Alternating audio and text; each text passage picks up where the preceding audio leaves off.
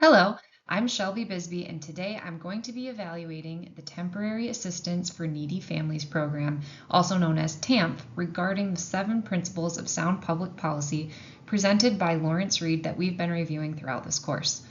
First, we'll get familiar with the policy, the problem it is intended to resolve, who the clear winners and losers are, its history, and finally, the cost of implementing it. Following that, I will further assess the policy through those 7 principles by Lawrence Reed. TAMF is currently the primary cash assistance program for low-income families with children in the U.S. and is also commonly referred to as welfare. TAMF has replaced other similar programs through the years with the intent to provide the support needed while not incentivizing long-term dependency on government assistance. The emphasis with this program is on temporary aid, work requirements, and personal responsibility while allowing states some flexibility in managing the benefits. People who support the program say that it is a solution that encourages employment and getting people on their feet to be more self-sufficient long-term. However, those who criticize the program say that the benefits provided don't effectively address poverty while promoting responsible government and economic freedom. The problem TAMF is intended to solve is poverty among families with children in the U.S. With updates to the rules of this public policy in comparison to earlier formats, it is also designed to reduce long-term dependency on government assistance. Prior to its enactment in 1996, welfare recipients under similar programs could receive benefits indefinitely, which many believe led to generational poverty and actually incentivized people to stay stuck in the very situation it was intended to help. This exacerbated the problem overall. Changes to welfare under TAMF intended to shift the mindset of recipients from entitlement to a serious focus on temporary assistance, helping families when they need it most, but with the requirements regarding work and limiting the longevity of the ability to receive benefits. As with any economic public policy, in the case of TAMF, there are clear winners and clear losers, or in other words, individuals who benefit from the policy, the winners, and those who the policy may hurt, the losers. People who may benefit from the policy include low-income families going through a temporary financial hardship. Those who qualify for the benefits of TAMF may receive cash assistance, employment services, help with childcare, and even transportation, among other services focused on helping them enter back into the workforce. Individuals who may consider themselves disadvantaged by the policy include the taxpayers funding the program, those who are disabled and therefore cannot meet the work requirements, and families who have exhausted their lifetime benefits from the program before they are financially stable. Temporary assistance for needy families came into play in 1996 and replaced the prior welfare policy, Aid to Families with Dependent Children, or AFDC. AFDC was highly scrutinized because many believe it created long-term dependency on government assistance. TAMF changed some of that by creating stricter eligibility requirements, limiting the time frame of benefits, and placing the policy's focus on getting individuals into the workforce and on their own feet. Under TAMF, the states have also been granted some flexibility to draft their own eligibility requirements and services. Some states have expanded workforce training and other benefits. However, the program has really struggled to keep up with the rising rate of inflation. TAMF is funded through a federal block grant, which is essentially a large sum of money provided by the central government to a state or local government to fund a broader public service. The program is further supplemented through state spending. TAMF is quite expensive and is estimated to cost approximately $37.5 billion annually. Aside from the financial burden, some argue that there are other costs. With its strict eligibility requirements, some people feel that it may leave families still in need without the assistance they require. The program also costs a level of financial freedom for the taxpayers funding the program. Now, let's evaluate TAMF using the 7 principles of sound public policy by Lawrence Reed. Starting off, the first principle states, free people are not equal and equal people are not free. In this section of the article by Lawrence Reed, he contends that the government should not attempt to create income equality because doing so limits individual freedom, which I agree with. TAMF's main goal is not to create income equality, but to provide support for families facing a passing hardship and encourages people to become self-sufficient. It more closely aligns with this principle than other welfare programs in the past. However, the program does still redistribute income through taxes, which many would argue limits taxpayers' financial freedom. The second principle says, what belongs to you, you tend to take care of. What belongs to no one or everyone tends to fall into disrepair. TAMF does place a large emphasis on personal responsibility and encourages participants to become financially stable rather than creating generational government dependency.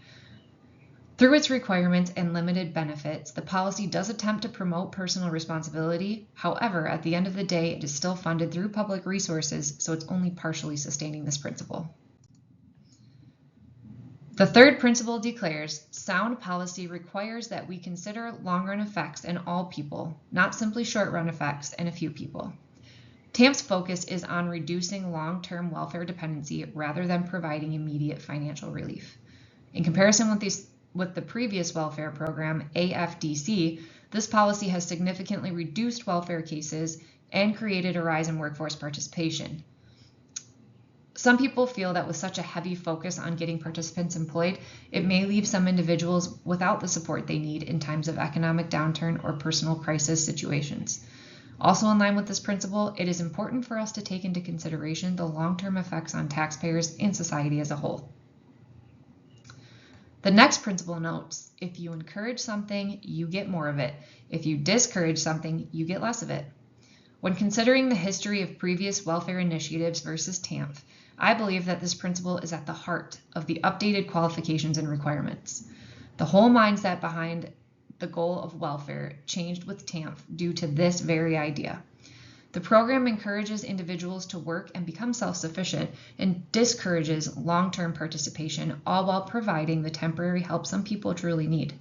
Because of this shift in thought process for welfare policy, we saw the change we needed, which was increased work participation and decreased lifetime dependency, directly reflecting the core idea of this belief. The fifth principle, nobody spends somebody else's money as carefully as he spends his own, is one that should be heavily considered when evaluating something like welfare. Because TAMF is funded by the government through taxpayer dollars, the money that recipients receive is pretty far removed from funds they earn directly themselves. It is so much easier to spend someone else's money, which creates a poor environment around accountability and efficiency. People receiving these benefits would absolutely be much more careful spending their own hard-earned money versus money that was handed to them through arguably limited requirements. We need to be mindful of the message we are sending to taxpayers and recipients alike through programs like this. However, I do think that in comparison to previous similar policies, we see an increased emphasis on the right messages and incentives being placed more appropriately. Furthermore, we should realize that government agencies themselves may not be the most efficient in distributing the benefits, as it is, again, not their own funds. The sixth idea states, government has nothing to give anybody except what it first takes from somebody, and a government that's big enough to give you everything you want is big enough to take away everything you've got. There really isn't a more direct example of this principle than welfare programs. On the one hand, the entire reason a program like TAMF can exist is because the government takes money first from taxpayers to fund it.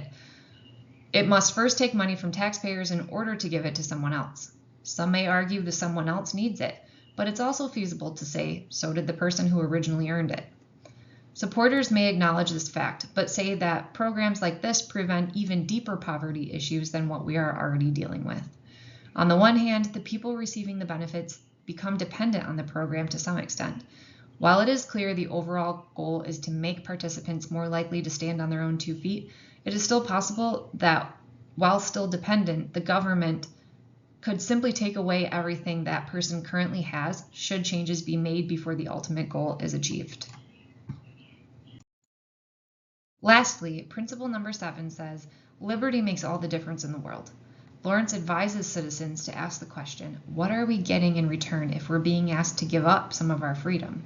And that's a very good question in regard to TAMF.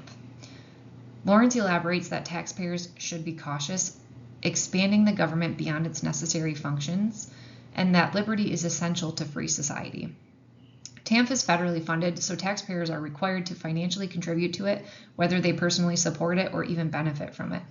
Some may see this mandatory contribution as a limitation on their freedom and think that they should have greater control over their hard-earned money. Additionally, Reed shares that an expanding government may lead to greater government involvement in taxpayers' lives, which could reduce individual responsibility and in turn infringe upon personal liberties for both taxpayers and recipients alike. The policy's success in protecting liberty simply depends on your perspective regarding what appropriate level of involvement a government can play in addressing something like poverty. On the other side of the argument, because of the qualifying factors required to become a recipient of the benefits TAMP provides, beneficiaries may feel that they have a loss of liberty with the government intruding on certain aspects of their decision-making process. In conclusion, temporary assistance for needy families exemplifies a necessary change in American welfare by placing a greater emphasis on work, accountability, and temporary assistance versus generational dependency for income support. When we evaluate it against Lawrence Reed's principles of sound public policy, TAMP more adequately aligns with the principles shared in comparison to similar programs that we've relied on in the past. With that being said, it certainly raises some very important questions about taxation, government involvement, efficiency, and really the balance between providing assistance where needed and also preserving our individual liberties. Overall, TAMP has been decently successful in reducing long-term dependency on welfare and encouraging participants to enter into the workforce. With that being said, though, its effectiveness on reducing poverty remains up for debate, as many families receive only limited benefits or none at all due to the strict requirements for eligibility. I believe that future policies should take assistance needs into consideration to help vulnerable families achieve lasting economic independence, but also the importance of the principles shared by Reed and how it affects everybody long term. Thank you.